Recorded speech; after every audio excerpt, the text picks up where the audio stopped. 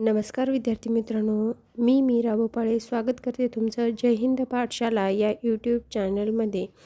आज आपण इतिहासातील महाराष्ट्रातील धार्मिक सुधारणा चळवळी यांचा अभ्यास करणार आहोत.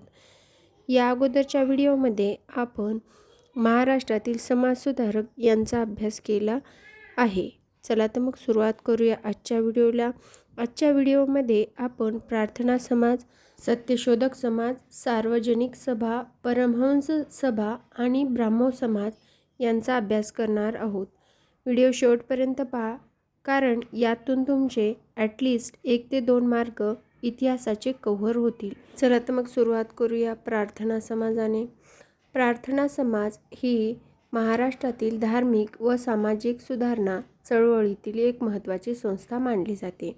मग या संस्थेची स्थापना कधी झाली तर 31 मार्च 1867 मध्ये मुंबई येथील गिरगाव भागात स्वतःची इमारत ह्या प्रार्थना समाजाची होती आणि तिथेच ही स्थापन झाली. मग ही संस्था कोणाच्या प्रेरणेने स्थापन झाली तर ब्राह्मो समाजाचे नेते केशवचंद्र सेन यांच्या मुंबईतील व्याख्यानावर प्रेरणा घेऊन या समाजाची स्थापना केली. याचा वैचारिक वारसा पाहायचा झालं तर प्रार्थना समाजाने भगवत धर्माचा वारसा घेतल्याचे मानले जाते.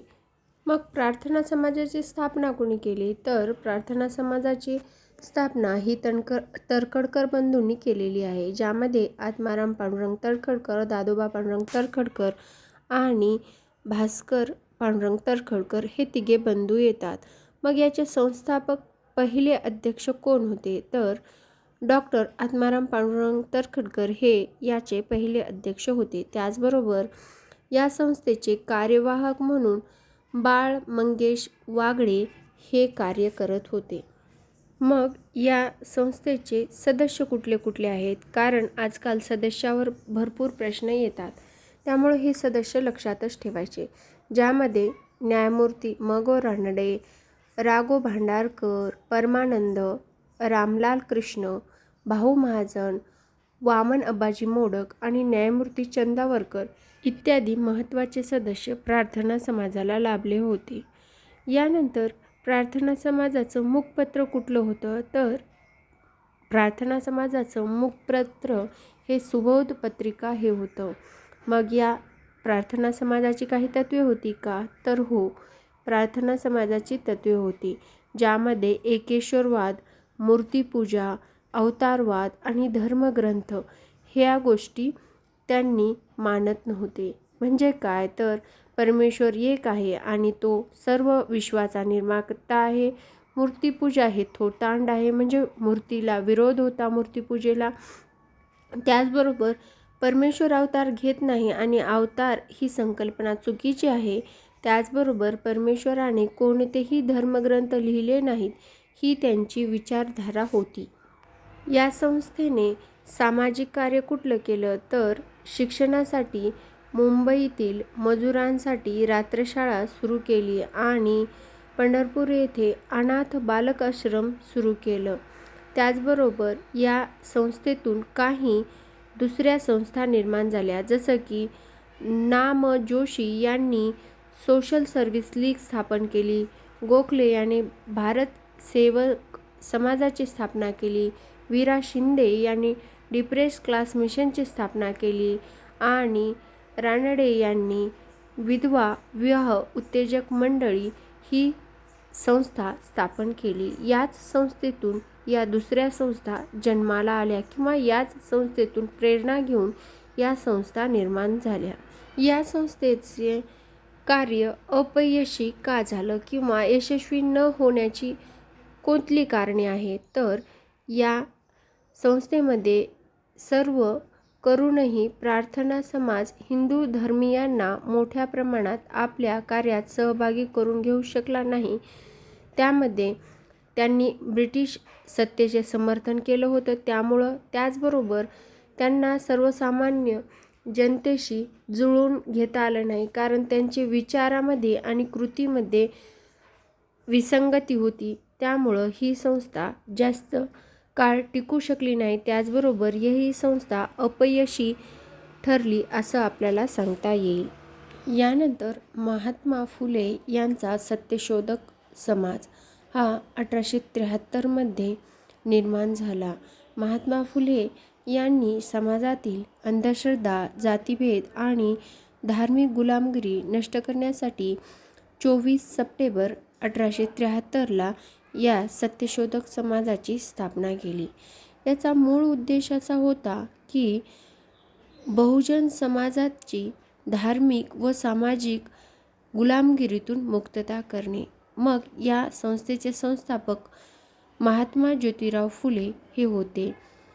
इतर उद्देश सांगायचा झाला तर जातीभेद, स्त्रीदास्य, मूर्तिपूजा आणि कर्मकांड यांचा समूळ नष्ट करणे हे सत्यशोधक समाजाचं ध्येय किंवा उद्देश होता असं आपल्याला सांगता येईल. सत्यशोधक समाजाची महत्त्वाची तत्त्वे म्हणजे काय तर ईश्वर एक असून तो निर्गुण व निराकार आहे.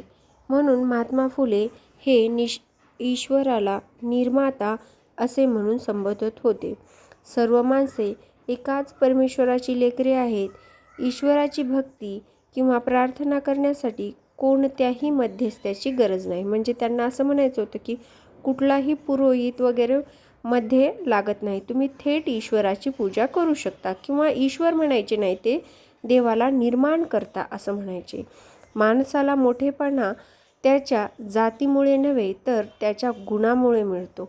ते तर आजही सिद्ध आहे की मनुष्याला जातीमुळं नसून तर त्याच्या गुणामुळं त्याचा आदर केला जातो. जसा की एखाद्या कलेक्टर तुम्ही सांगताय त्याप्रमाणे एखाद्या खालच्या जातीचा जरी असेल तरी त्याला तेवढाच मान मिळतो जेवढा वरच्या जातीतील कलेक्टरला मिळतो.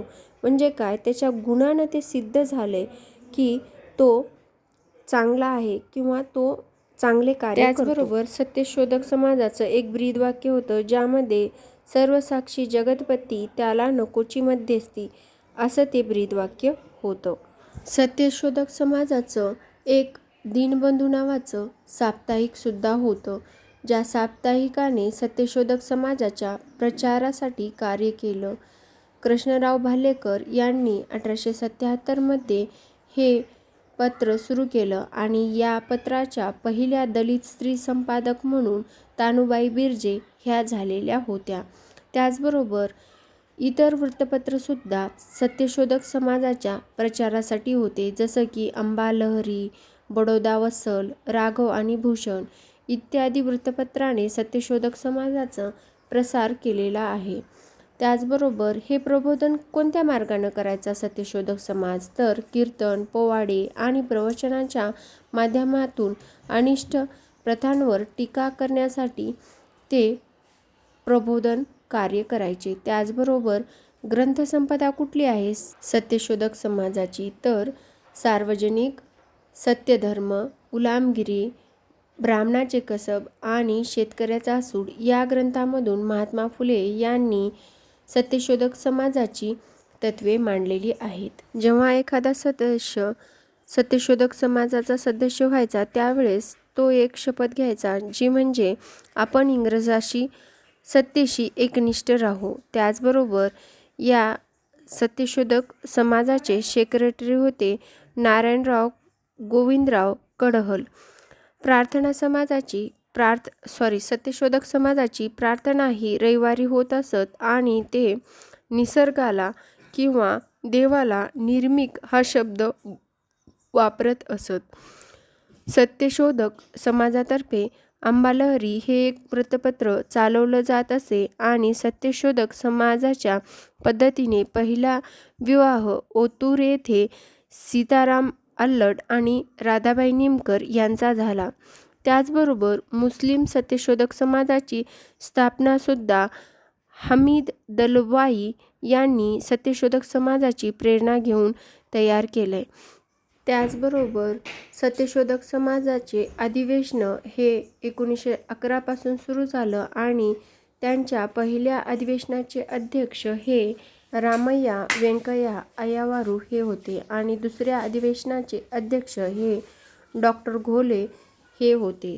त्याचबरोबर सत्यशोधक समाज ही महाराष्ट्रातील पहिली समाज सुधारणेची चळवळ मानली जाते आणि छत्रपती शाहू महाराजांनी आणि कर्मवीर भाऊराव पाटील यांनी याच समाजाकडून प्रेरणा घेऊन शैक्षणिक क्षेत्र मोठे केले. डॉ. बाबासाहेब आंबेडकर यांनी देखील दलित उद्धारासाठी याच कार्यापासून प्रेरणा घेतलेली आहे. 1885 मध्ये महात्मा फुले यांनी पुण्यात मिरवणूक काढून सामान्य जनतेला एकत्र आणण्याचे प्रयत्न केलेले होते.